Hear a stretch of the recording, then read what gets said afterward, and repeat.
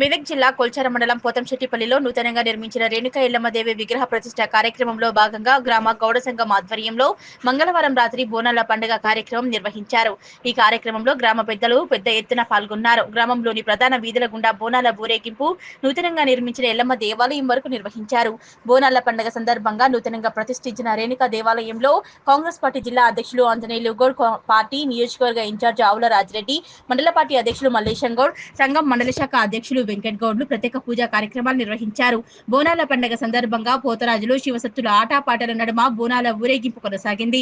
అలాగే బోనాల ఊరేగింపు కార్యక్రమంలో టీఆర్ఎస్ సీనియర్ నాయకులు ముత్యంగారి సంతోష్ కుమార్, బీఆర్ఎస్ యువత అధ్యక్షుడు కోనాపూర్ సంతోష్రావు పాల్గొన్నారు. ఈ కార్యక్రమంలో గ్రామ పెద్దలు పెద్ద ఎత్తున పాల్గొన్నారు. గౌడ సంఘం గ్రామ శాఖ అధ్యక్షులు రాజాగౌడ్, గౌడ సంఘం సభ్యులు దయాకర్ గౌడ్, వెంకా గౌడ్, సురేష్ గౌడ్, యాదా గౌడ్, మహేష్ గౌడ్, పెండా గౌడ్, మాజీ సర్పంచ్లు యాదయ్య, యాదగౌడ్, గడ్డమీది నర్సింహులు, మాజీ ఎంపీటీసీ సభ్యులు సిద్దిరాములు పాల్గొన్నారు.